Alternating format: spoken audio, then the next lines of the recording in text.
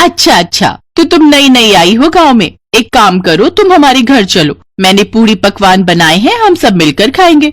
बस कुछ ही देर में चंद्रमा भी निकलने वाला है। घर पर तो तुम अकेले उदास हो जाओगी। ठीक है, चलो मेरे घर चलो। मैं और आपके घर? हाँ हाँ बहन, तो क्या हुआ, मेरे घर क्यों नहीं? मेरे घर को अपना ही घर समझो। त्योहार पर अकेले के लिए तुम क्या ही भोजन बनाओगी? मैंने तो बहुत कुछ बनाया हुआ है, मिलकर खाएंगे, अच्छा लगेगा। तुम्हारे पति भी शहर में है, वैसे कब आएंगे? दिवाली से पहले आ जाएंगे। उस औरत के इतने अच्छे स्वभाव को देखकर माँ पार्वती से रहा नहीं गया।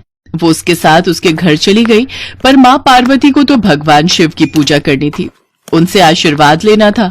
सब चंद्रमा निकलने का इंतजार कर रहे थे। अचानक बहुत तेज आंधी तूफान आने लगा। आकाश में काले बादल छा गए। अरे सुशीला बहन, अब चंद्रमा कैसे पूजेंगे? आकाश में तो कुछ भी नजर ही नहीं आ रहा। अंधेरी और तूफान से चंद्रमा बादलों में छुप गया है। बिना चंद्रमा के दर्शन के हम व्रत कैसे खोलेंगे? अब तो एक ही रास्ता है कि माँ पार्वती से प्रार्थना करें कि वो हमें चंद्रमा के दर्शन करवा दे। चलो हम सब मिलकर माँ पार्वती से प्रार्थना करते हैं।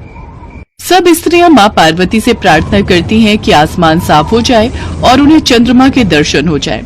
सुहागन स्त्रियां भला क्या जाने कि माँ पार्वती स्वयं उनके बीच खड़ी हैं। सुहागन स्त्रियों की प्रार्थना माँ पार्वती स्वीकार कर लेती हैं। उस औरत को साधारण स्त्री के रूप में माँ पार्वती साक्षात दिखाई दे रही थी। अचानक ही माँ पार्वती अंतर्ध्यान हो जाती हैं। आंधी तूफान रुक जाता है, मानो कुछ हुआ ही ना हो। आसमान साफ हो जाता है और सब स्त्रियों को चंद्रमा के दर्शन होते हैं। तभी वो औरत बोली, माँ पार्वती, ये सब आपका चमत्कार है। मैं जिस स्त्री से बात कर रही थी वो तो साक्षात माँ पार्वती थी। इसका मतलब मेरे घर में माँ पार्वती के चरण पड़े थे। हे मैया, आपने तो मेरे भाग्य ही खोल दिए। आपकी जय हो माँ।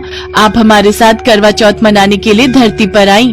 हाँ बहन, वो जो बहन 16 श्रृंगार किए हुए थी वो वास्तव में माँ पार्वती थी। आज उनके चमत्कार से ये आंधी तूफान रुक गया और हमें चंद्रमा के दर्शन हुए। चलो हम सब मिलकर माँ पार्वती को धन्यवाद कहते हैं। ये तो हम सबका सौभाग्य है कि माँ पार्वती ने हम सबके साथ मिलकर करवा चौथ का व्रत और पूजन किया। उधर माँ पार्वती भी कैलाश पर्वत पर भगवान शिव की पूजा करती हैं और उनके हाथों से जल और भोजन ग्रहण करके अपने करवा चौथ के व्रत को पूर्ण करती हैं।